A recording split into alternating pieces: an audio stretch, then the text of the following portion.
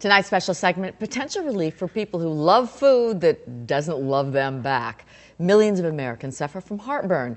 Now an alternative treatment that may provide some relief. Health Beat reporter Sylvia Perez here with the story. Sylvia?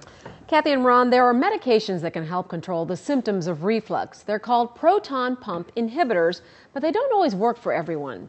Now there is some concern about long-term use and bone health. Patients are hoping for a permanent, safe, and easy fix. And a newer procedure just might be the answer. It was very hard because I grew up on Italian food. I had to switch to more bland food, which I just don't like bland food.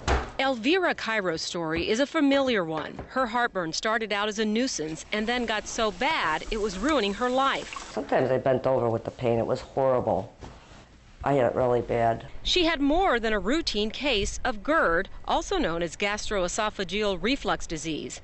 It is caused when the valve between the esophagus and the stomach isn't working right, allowing acid to flow upward, causing heartburn and indigestion.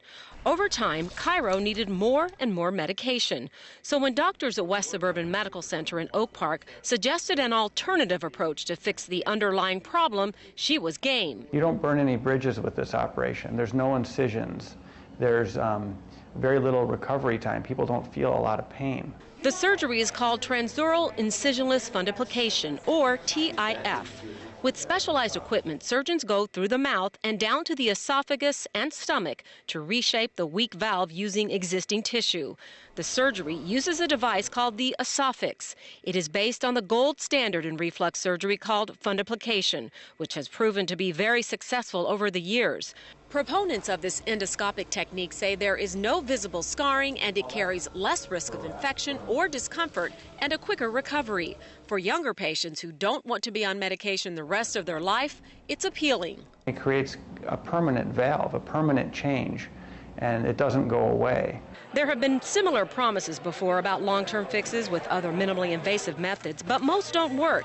Experts say part of the problem is this area of the body is not just delicate, it is very dynamic, and restoring the original anatomy can be tricky. The caveat to that is that 50% of these people may be back on some type of anti-reflux medication within 5 or 10 years. So the operation doesn't always last forever. At Northwestern Memorial Hospital, doctors are optimistic about this latest approach, but are not yet convinced about the durability.